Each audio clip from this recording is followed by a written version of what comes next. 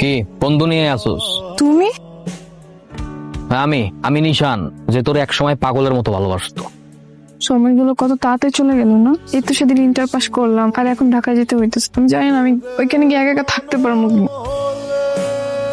কথা কেমন আছো? আমি ভালো আছি, সবকিছু ঠিকঠাক। ক্লাস ঠিকঠাক মতো হয়েছে তো? ভার্সিটি কেমন? ক্লাস ভালোই চলতেছে। এখানে সব রুম গুলাতে এসি আছে বুঝছো। আর এখানকার পোলাপেন গুলা যা স্টাইলিশ, ইংলিশ বাংলা মিলে কথা বলে, কিন্তু ওরা জানি কেন আমার দেখে হাসাহাসি করে, আমি বুঝলাম না। আরে তুমি বোঝো নাই, তুমি অনেক সুন্দর না, এই কারণে সবাই তোমার দিকে তাকাইতে।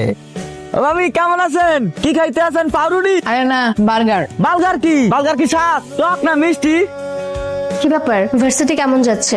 হ্যাঁ, ক্লাস ভালোই হচ্ছে, কিন্তু একটা অদ্ভুত বিষয় লক্ষ্য করলাম। আমি যখন ভার্সিটিতে ঢুকি আবার বের হই, এখন সবাই কেমন করে যেন আমাকে দেখে হাসে।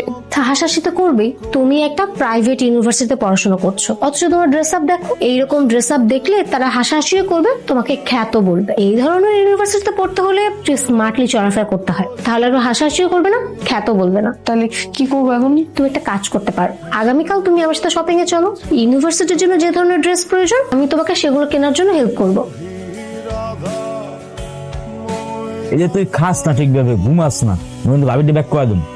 কেমনে খামো, কেমনে ঘুমাবো? তুই তো জানোস ওরা সাথে একটা দিনও ভালো থাকতে পারতাম।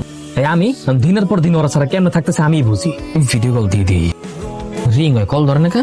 হাই, চল। কোথায়? আরে বাইরে যাব, আজকে আজিজ শেখের ছেলে পার্টি অর্গানাইজ করেছে, যেতে হবে, চল।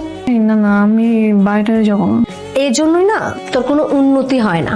একটা চায়না ফোন ইউজ করিস, এই ধরনের পার্টিতে গেলে আইফোন কেনা যায়, আর ফ্রিতে কক্সবাজার আর সিলেট ঘুরেও আসা যায়।